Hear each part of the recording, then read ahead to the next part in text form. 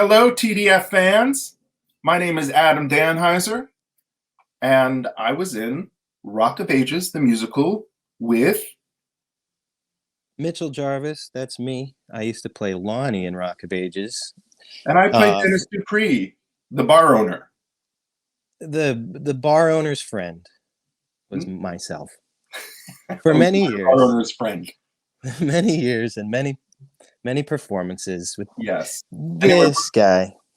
we're thrilled to be here today with you all to discuss the All-Star Reunion concert that we have coming up, Rock of Ages All-Star Reunion concert coming up on April 24th at 8 p.m. Eastern Standard Time, because everything operates off of Eastern. And you can buy your tickets from stellartickets.com to come to our All-Star Reunion show, which seems like it might be incredibly exciting and probably not to be missed. Mitch? What he said. Yeah. I agree with it all. Look, they threw a question up there. Okay. Let me read it. You're both participating in the Rock of Ages All-Star Reunion concert on Saturday, like we just said. Give us some spoilers. What will surprise fans about the evening, Adam? It's not on stage in front of an audience. It's on camera in front of cameras. But it is on a stage. It's on a stage. We shot at we rehearsed at La Poisson Rouge. Is that what it's called? La Poisson Rouge. Famous venue that I don't know, that you don't know. But it's going to be full of surprises. I mean, I don't know half the surprises because we only did what we did. Yeah, there'll be surprises to us. There's a whole cast out in LA that's coming up with their own surprises. Chris Dorenzo is directing out there. Kristen Hange and Kelly Devine will directing, co-directing, working on it out here. And it's full of little Easter eggs and surprises, different tunes that folks perhaps haven't heard. Right, Mitch? Yeah, I think they're doing tunes that they couldn't attain. They couldn't get the rights to when they were creating the show that they always wanted in the show. I think that's some of the new stuff. And then there were songs that they purchased that weren't really featured in the show. I know there's one that was just underscored during one of the scenes that they'll now do as a duet with two girls who former Sherrys. So there will be songs that you don't know as well as others, but they'll all kind of fit into the Rock of Ages groove. Yeah. And I think there's 30 people involved. Yeah. All of kind of the most popular alum of the show that they could get to come out last week to rehearse and to record. So yeah, lots of surprises. I can't wait to see them. And the cast, the all-star cast goes all the way back to when they first did Rock of Ages in a bar 117 years ago. Yeah. So you have folks like Kyle Gass of Tenacious D and other memorable things. Dan of the Dan Band. Dan Finnerty. You got Frankie Grande, who's going to be out there. Constantine Maroulis. I don't know if you've heard of him. He's a big deal. Is Chris Dorenzo going to be featured and performing something or other? Or no, that could be a surprise. We don't know. Narrating? Don't know. He could be wearing cut-off jean shorts. We don't know. And Laura Bell Bundy is out there. So there are a ton of folks. And then here we had Carrie Butler, we had Amy Spanger, we had Mitch Jarvis, we had, I'm not good with names immediately, Laura Molina, Maisie. Yes. And who else was in New York? Just all-time faves. Oh, and Kristen Hange was doing some directing in New York, along with Kelly Devine, the original director and choreographer team. So tearing it up. It'll have real Rock of Ages, authentic vibes, even though none of us are wearing costumes and none of us are wearing wigs. Yes, but it's like a scrapbook of Rock of Ages. I want to put my hands in the frame. It's like a scrapbook of Rock of Ages from its inception to its pause now, because there will be more going forward. I doubt not. But it's folks that were involved every step of the way, so it's really exciting. It's like the League of Justice. What's it called? The Hall of Justice. I don't know. Something to do with Marvel. It's like superheroes. Not that I'm putting myself on that level of superhero But it's all the superheroes from the beginning to the pause that we're in now, and then you just wait. You never know how many revivals will pop up. That's one right. day. I've been trying to convince Chris to write a prequel. We're gonna get to that. I still believe it. I still believe we'll do a prequel. The Dennis and Lonny story. The Dennis and Lonny. Well, it's the Dennis Dupree story, really. I want to use 70s yacht rock and kind of the building of the bar and the discovery of Stacey Jacks and the meeting of Lonny and Dennis and maybe even the what was Justice's name when she was doing disco? I think we'll do a little B plot with that storyline. You got lady. I don't know. It's been too long, and you caught me off guard. What if you know it at home? Something Diamond. Destiny. Justine Diamond or something like that. And Neil Diamond. Neil Diamond. I think they're already doing that. We might have missed a chance to do the Neil Diamond story. Well, that's an exciting idea. Now, would I be able to play the part, or would they get like a younger? But I am kind of younger than Dennis Dupree. I don't know. CGI these days, we can maybe do something like Scorsese did with The Irishman. Very good. We got another question here. Okay, from off Broadway to Broadway to back off, Rock of Ages has evolved a lot over the years. What were some of your favorite changes? I'll tell you what. Do you want to start with that? You go. All right.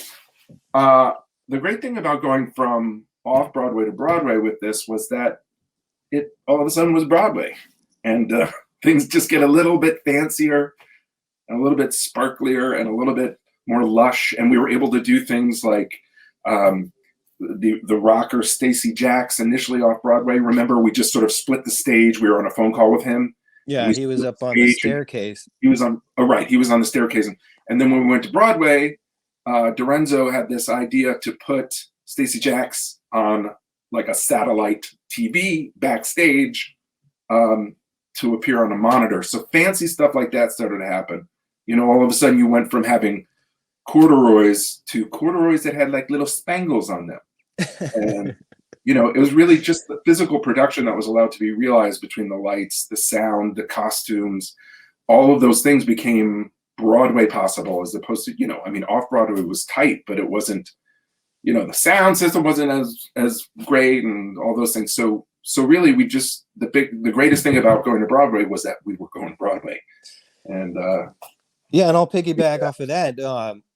One of the biggest changes was the audience's expectation between off Broadway and Broadway. I kind of felt like everybody coming to see the show off Broadway was like, impress me.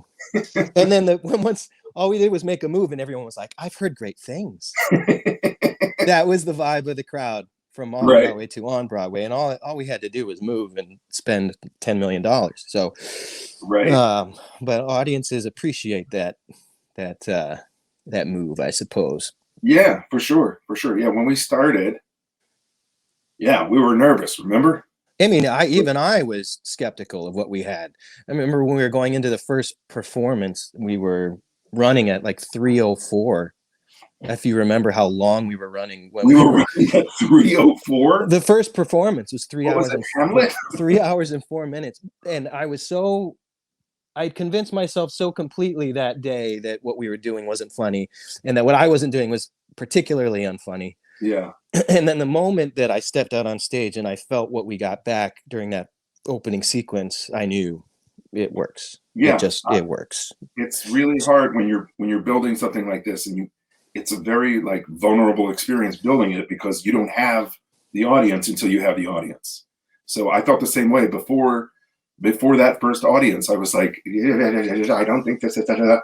But then that audience hit us with that energy, and they were like, we're here to listen to some tunes, and we're here to laugh, and we're going to have a couple of drinks, and we're going to carry you through this thing. So we were just like blown away by the response we got. I always like to say that the audience is the final character to add to the play, and you never add them until the very, very end. So there's some magic that happens once you do that. It's one thing in the rehearsal room, you get rehearsal room laughs, and Right. you start to lean on that, but then it starts to become inside jokes, and then you can't really tell what's funny and what's just inside jokes. Mhm. And then you try to lean into you can just hear things better when the audience is there. You can feel it in a different way, and that was the biggest change for me was how I felt in the rehearsal room versus how I felt on stage, and just the immediate discovery that what we were doing was working, and that Yeah. we should keep going that way. Rock of Ages was the first time that I felt this experience of riding a wave of comedy. You know what I mean? Like the audience was this wave, and you would just ride it. You could just ride it, and then you'd feel it start to sort of, peter, and you'd bail off your board and then get on the next wave. I've never surfed in my life, by the way. Well, it's a good metaphor. And what's funny too is where I don't know if you've done Rock of Ages outside of New York. I don't think you have, but the waves feel different in different cities. It's like doing a different show in Las Vegas, just because there's no water. There's no water. A and B, they laugh at different things. They find different things interesting, and then other things that would work in New York didn't work there. And right, it's a very interesting show, but it can kind of find its groove, kind of whoever you're playing it to. It's a unique show. It's that solid. I'll read. Rock of Ages is known for attracting super fans. What were your most outrageous audience interactions? My most outrageous moment was on national television with an audience member. It was with Liza Minnelli. It was supposed to be, I'd been told the whole time we were preparing for the Tonys that I was going to be interacting with Angela Lansbury. And then she couldn't do it last minute because she was receiving some sort of award or something, and wasn't going to be in her seat. So they said, okay, it's going to be Liza. And in rehearsal, I don't know if you remember, Adam, I get to the moment and I say the line I'm supposed to say to her, and she looks at me like she has no idea who I am or why I'm talking to her. Mm-hmm. And I kind of fed her line, and she kind of responded confused. And then we ran into each other backstage right before the show, and she came up to me and she said, "Oh, I'm so nervous." I said, "What?" She said, "Everybody here is so young and so beautiful. I'm just so nervous." And she launched into some story about the first job she ever worked in New York. And I'm standing here 5 minutes from performing in the Tonys in this surreal moment. And she says, "Okay, what's my line?" And I said, "Love." And she said, "Okay, what's my cue?" I said, "I say, now where was I?" And she goes, "Okay." And she kind of contemplates, and then she says, "Oh, I know what we should do. You should say, 'Now where was I?' And I'll say, 'Love.'" And she was making it her own. I was looking for the joke, and it wasn't there. And I said, "Yes, that's what we'll do. That's what we'll do." And so we get out there, and I'm getting to the moment, and I'm like, okay, hope we pull this off. And I look at her, and we pull it off, and it's like we'd rehearsed it 100 times. And she was so wonderful and such a pro. And that was my most memorable audience interaction I think I'll probably ever have. You had your foot up on Liza Minnelli's armrest, and you called her a freak machine. Yeah. Wow. Tony nominated freak machine. So I don't know if anybody's got a better audience interaction moment. I'd love to hear it. Yeah. Well, I had some good ones, but now I guess. Do all of yours involve glitter guns? No, you know what my favorite audience interaction moments were always at the top of when you and I did Can't Fight This Feeling.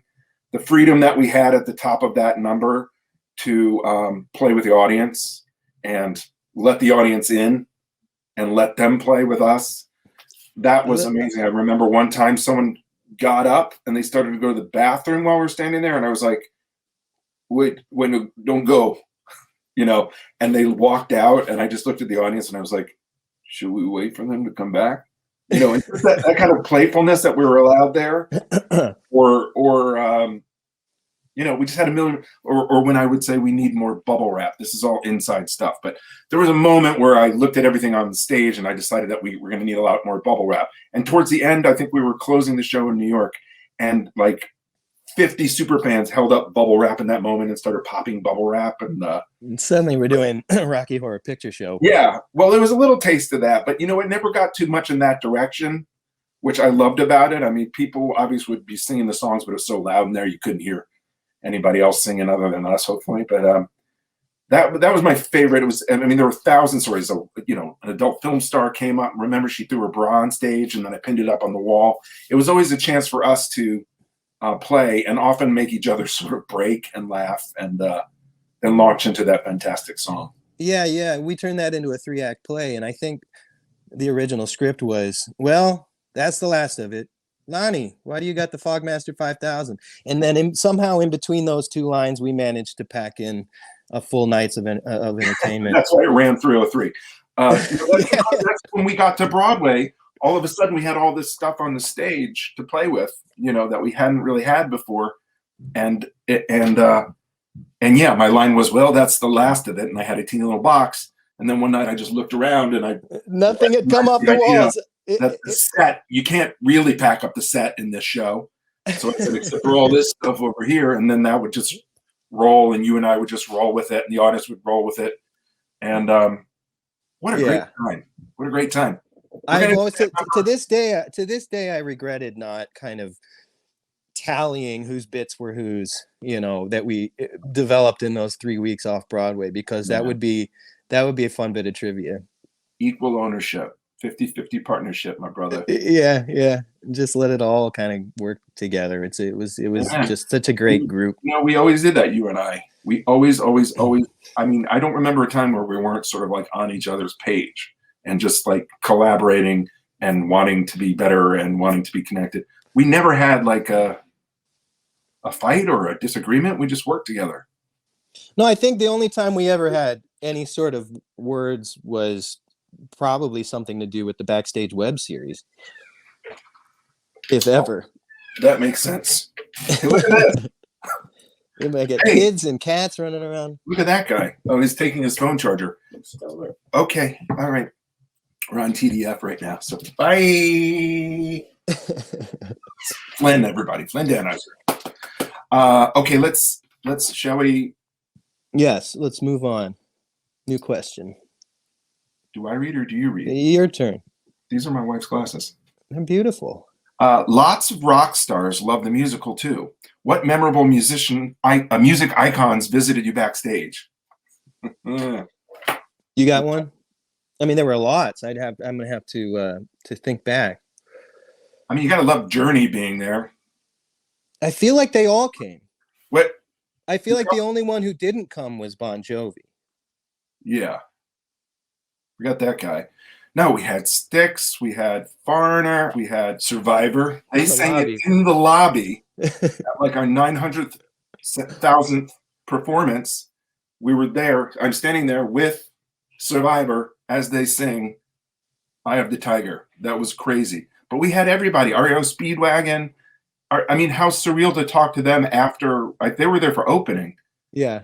And they said they never quite imagined their song being done the way that we did it, but I think that it couldn't have been done any other way. Felt like a compliment. And yeah. How about the night that Phil Collins and Billy Joel were both there at the same time? Do you remember what happened in the second act? Billy Joel left. Well, yeah, and I had decided, but not because he wasn't having fun. He had a previous commitment.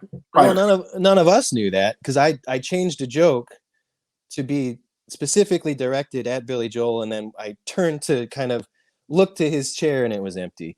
So yeah, but Phil Collins was there, and you said, "I'm telling you, Phil Collins could kick Billy Joel's butt in a foot race, or what is it?" I don't remember. It was something hilarious, I'm sure. Boy, we're doing a great job recounting that story. But I mean, how, you're doing this Broadway show, and there's Billy Joel. They all kind of run together at a certain point. And there's Phil Collins. What about Mary Cyrus came when she was a little person?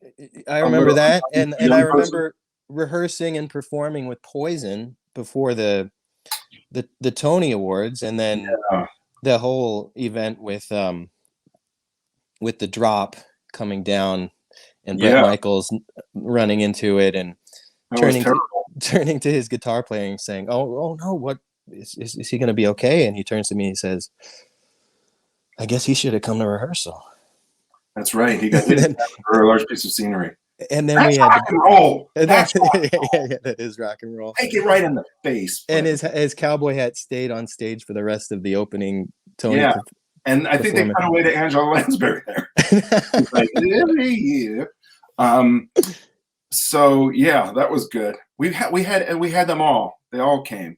Who else came? That's Alex Rodriguez and doesn't sing. And no, he doesn't sing, but he was sitting with Cameron Diaz in the front row, and she was explaining the jokes to him. I had that flirtation with Cameron Diaz at halftime. Intermission is what they call it. Intermission. We met Alex Rodriguez and Cameron Diaz. Power couple. Right. We met them in between, and I said something to her about how I was going to be singing this love song in the second act, and I said, "But I'll be thinking about you." Just I don't know why I said that or where that came from, because you can't say stuff like that, first of all. And then I said it to Cameron Diaz, and she was like, "Oh, okay." And then you and I started singing "Can Fight," and at one point I looked out in the audience, just looked right at her, and she went, "Awesome." I mean, that is rock and roll. That is. Yeah, you got Liza Minnelli. I got Cameron Diaz. Listen, hey, you take what you can get in this life. You win. Okay. Another question. Love at first sight is overrated. Have you ever experienced a friendship that's grown stronger the way your characters Dennis and Lonny do, and I can't fight this feeling? Well, not to be too not to be too sentimental or whatever, but I feel like our relationship kind of mirrored that relationship. Did you not care for me at first? I kind of got that feeling. No, at first I thought you were famous, to tell you the truth. I thought you were like a super famous person, because I came into audition. I guess you had already been cast, and I came in for my callback, and you were like wearing a page boy hat and a denim shirt and drinking a cup of coffee and maybe wearing slippers in my memory. I was wearing, flip-flops. Oh, flip-flops. I didn't know we were going to have to, I was going to have to get up and perform with you at your audition. Yeah, you had done that probably several times, and then you were doing it with me, and I was like, I don't know who he is, but he seems famous. I feel like you were the only person I actually got up and read with. Oh, well, I think they specifically asked me to come for your audition only. Oh, and then we did, and then we sort of hit it off there. Yeah, I think I leapt into your arms in our improvisation, and it was magic. It was magical. But first I thought you were super famous, and then I just didn't know who you were, which is kind of oxymoronic, but that's what I thought. I was like, he's God, I don't know. And then I thought you were a little cold. Oh, I'm just shy. I know. And then I thought you were a little shy. And then we started to warmer, closer, hotter. It was like somewhere between a brother's relationship and like maybe an uncle and a nephew. I was a little bit of a daddy to you too, let's face it. Yeah. Well, you were kind of daddy to everybody, to be honest. I got all them kids. Yeah. And then actually that one that just walked in was born 5 days after our opening night. Remember that? Yeah. So we opened on April 7th, 1778. And then Flynn, that guy, was born 5 days later. And you remember we shared a dressing room, and Jen called at intermission, my wife, and she said, did you get my text? And I said, no. And of course I've been checking texts like crazy. She said, I'm in labor. And they went, places for Act 2. And I looked over at you, and I looked up the monitor, and I said to her, what should I do? She said, well, I'm going to get in the bathtub. You do what you do. And I said, okay, I'm going to finish the show. So I finished the show, raced over there. The producers very nicely had a car waiting, got over there, got to Jen. The guy driving the car was so nice. I was like, maybe he can be the birth name of my child, because he was so nice. He offered to drive us to the hospital free of charge. I'm going off script here, but he offered to drive us to the hospital, and I was like, what a sweet guy. I thought maybe I'll name my son after him. I said, what's your name? And he said, Kurt.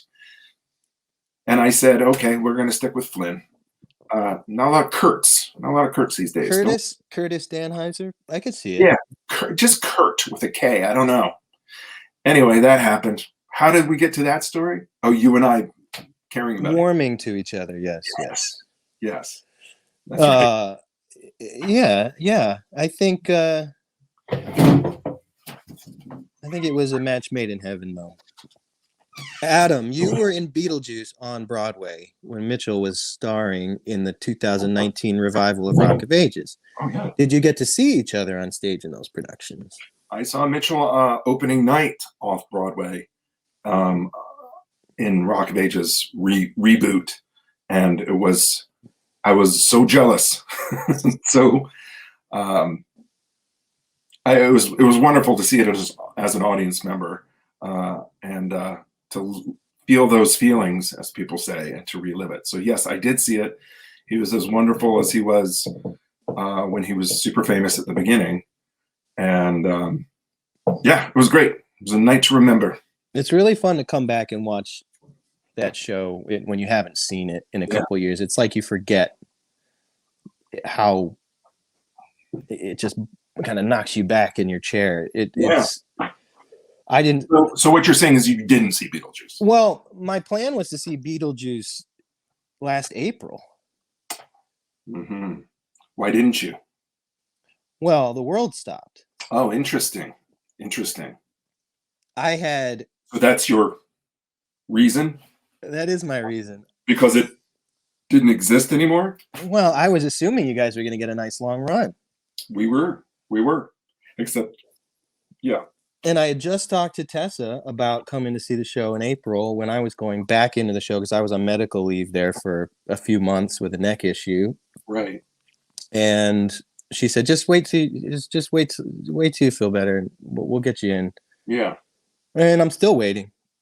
That's all right. But you guys are supposed to reopen, yeah? You know, we got to see what happens with the world. I mean, I think things are starting to crack open. I mean, we officially closed because another show was going into the theater that we're going into. But there are other avenues that are probably going to be open. I sound like I'm dancing. I don't really know anything. I keep feeling like it's not over because, you know, we're in the middle of something, and the idea of it just being and not knowing that you're doing your last production of something is. I feel like, how long did you guys run? I think a year. I'm not good with time, but I feel like a year. And no children were born during that. But it was, you know, similar kind of audience energy and build to rock. I mean, I haven't experienced anything like that since that kind of following that we started to generate. So I think there's a life for it out there. It's in Seoul, Korea right now, rehearsing. Surely they'll do a tour or something. I'm sure they'll do something in it, and hopefully it'll be back in New York, or we'll just reopen Rock of Ages. Either way, I'm good with it. Or we'll do the Dennis Dupree story. That's what I want to do. I call it Love Dies a Little Every Day, and we put it right across the street from Love Never Dies whenever that sequel of the Phantom of the Opera opens, put right next door. That just reminded me of your musical McBolton.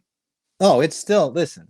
I still have big plans for McBolton. Have we gotten through to Michael Bolton yet? Mitch wrote a musical version of the Scottish play. Darren DePaul wrote, and I co-conceived the Bolton angle. Sorry, Darren. Sorry. Yeah. But it was the music of Michael Bolton with the story of the Scottish play, also known as Macbeth, because I'm not in the theater. Perfect mashup. Brilliant. I was directing it until we would give it a cease and desist. We were going to do it down in a church basement. No, you're conflating stories. That was the Jekyll and Hyde thing. Oh, that was a cease and desist. Yeah. McBolt, that's right. I am conflating. I'm sorry. We're still working on getting the perfect draft together, 12 years later for McBolton. But stay tuned. So good. Okay, you both appeared in different Broadway productions of Fiddler on the Roof. Have you ever compared notes? We could now. Well, okay. I'm sure we must have, right? Who directed your production of Fiddler on the Roof? David Laveau. And it was a very elegant production. I remember it was with Great, well done. Liza Minnelli. I'm blanking on the actor who opened it because I wasn't there when it opened. I came after he had been Molina. replaced. Yeah, Alfred Molina. And Yeah. then I came when Harvey Fierstein had replaced Alfred, and Rosie O'Donnell had just come on board. So Right. it was this very elegant production with Harvey and Rosie kind of put in the middle of it. Yeah. And it was my Broadway debut. So it was a learning experience, and it was a lesson in a long running show, and I got a lesson in being ensemble and Fiddler, which means you're an extra every other scene. Yeah. But I covered Perchik and I covered Muddle, and I got to go on for Perchik a bunch of times. So it was a very I didn't know that. informative first Broadway experience. I saw that production, but early on, with the original folk, and it was very, very elegant. I think yours was kind of a grittier take, wasn't it? Grittier. I don't know if it was grittier. It was beautiful. Bart Scher directed that. Danny Burston, Jessica Hecht starred in it. I played Laser Wolf, which was amazing to me because it's like playing Dennis Dupree. Like, am I that old? That's what I'm doing, is I'm playing like the old guy in things. But I think I seem older on stage. Right? You've got a maturity. I'm looking. First of all, it looks like I got a chemical peel, and also I'm looking maybe 38. Listen, not a day over. What? Yeah, I got to play Laser Wolf, and that was a beautiful production, and such a close knit group of people, considering how huge that cast is. I think it was maybe 40 folk, something like that, and but it was a really close knit group because it's a play about community, so you can't help but feel like a community. You usually do with a play, but or a musical, but it has that extra layer of like, we're all in this together because these characters are all in it together. Yeah. So it was beautiful. It was beautiful, and Danny was remarkable, and everyone was. I could start naming everyone in the show, but so that was my Fiddler experience, and I'm glad to have had one. I'm glad we both had a Fiddler experience, because that's as good as them kind of musicals get. Yeah. Non-Rock of Ages musicals don't get better than Fiddler. Yeah, it was maybe Games at Sea. Lil Abner. No, yeah, it was my lesson in what it is to be put into a Broadway show, which you spend your whole, young aspirational time learning how to do this thing, and you're like, I'm going to make it to Broadway, and then you get your Broadway replacement, and they're like, okay, you're going to rehearse for 3 days with the stage manager on the gigantic stage of the theater with nobody else, and you'll get 3 hours a day. Go. And now it's your put in today. Here's all the cast that haven't been on stage while you've been reading all the lines with the stage manager, and they expect you to be ready to go, and then the next night you're on, and you're like, okay, I guess we're doing this, and yet it just kind of happens and kind of works, and you just kind of plug in, and suddenly you're a part of that community, and it's like magic. Theater's magic. Yeah. Did you play Nachum? I played Yakov. Hey Siri, who wrote Dames at Sea? Dames at Sea was written by Jim Wise. Jim Wise, that's what I thought. Lonny, this is a you question. Should I ask you, or should you ask yourself? You ask. Lonny tells the audience in Rock of Ages that TKTs hooked you up. How has TKTs hooked you two up over the years? Well, I mean, TKTs is my go-to. Yeah. Half-price tickets to anything that they get kind of a surplus of tickets that day.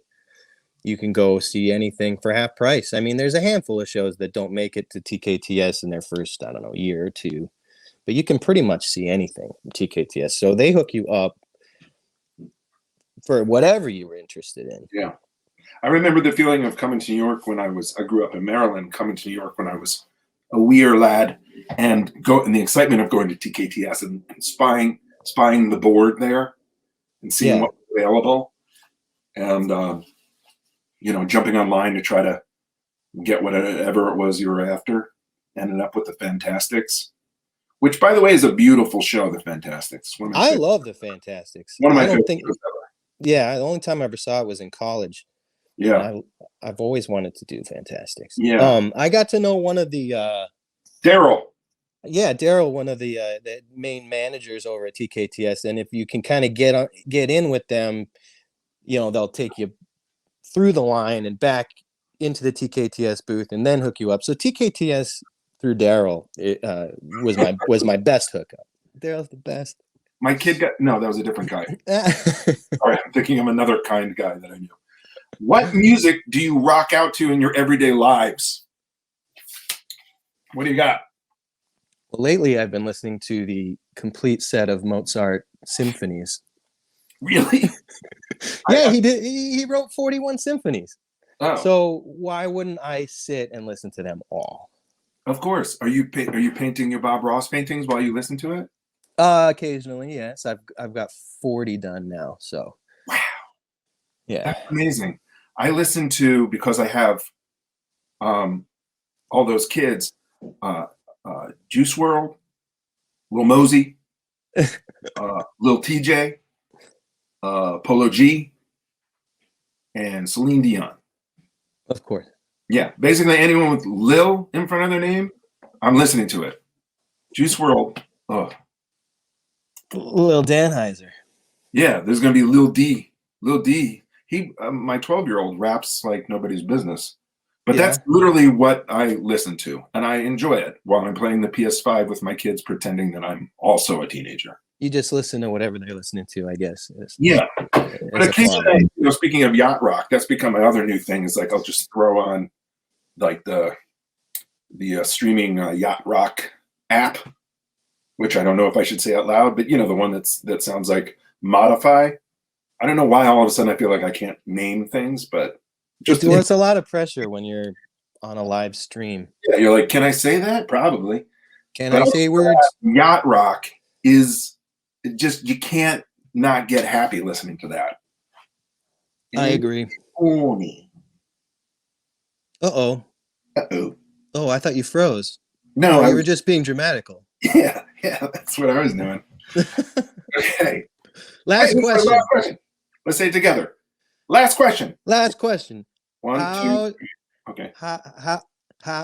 Ready? How do you plan to enjoy the new Roaring 20s once it's safe to gather in large groups again? You go. Okay. Theater. I want to do theater again. You know what I mean? I want to gather with people again. I want to hug people again and not think about things. I want to stop using hand sanitizer. But basically, I just want to do theater again. Yeah. Remember theater? Yeah, I do. I remember it, and people try to pass off Zoom as theater, and it's not, because the audience is the last character, and you can't know what you have till you have that audience. There's something about that kinetic energy that you can't replace it. You can't replace it. No. Yeah. So that's the obvious answer. I guess that's the theater streaming site given answer, but that's true. I mean, how many times do you lay awake thinking about the way things used to be, and I just can't wait to get back to that. I can't wait to, lift you in the air and make out with Kritzer on the table and just belt buckle to the cheek. Yeah. Oh, the old belt buckle to the cheek. Yeah. Oslo. I did Oslo. I mean, I did an amazing play. All this theater that we were doing all the time. We were always like, oh, I gotta go to work. Now it's like, I can't wait. I can't wait to get back and just see people, touch people, and be with people in a community like that. It's the best community in the world. Yes. I agree. Roaring 20s. I mean, I'm 42, so if I'm ever going to have a family, it's going to have to be this decade. So I think do it. I think I'd like to do that. I just have to find someone to do that with. Do it with a person, like another person, like a human being. Oh, that's an interesting idea. Yeah, you get yeah. First of all, no more Mozart. Dead. Dead music. It's not roaring enough. You got to listen to Lil TJ. You got to go out and listen to Lil TJ. You get hooked up no time, and Okay. then just have some babies. And then I'll find whoever's gonna collaborate with me, huh? Yeah, Maybe it'll be Little TJ. yeah. I would totally collab with you on that. I think you'd be an amazing husband and an amazing father, and I will be there every step of the way as an amazing uncle. Do you want to be a father? I do. It's a new thing for me. Maybe the last 3 or 4 years I've been feeling like I could do that. You could do that, but we'll see. You've come a long way, my friend. So have you. We just got to thank you. I think that's like a wrap it up, fellas. Yeah, well, I think it feels like about time. Yeah. I can't imagine watching us talk this long. So, oh yeah, man. I love you. I miss you. Love you too, buddy. Tell everybody where you are. I'll see you virtually on the 24th. Correct. I can't wait. Cannot wait for the All-Star Rock of Ages concert reunion. I will be there in the front row singing. I guarantee it'll be the most fun pandemic theater experience you have. Amen. Yes.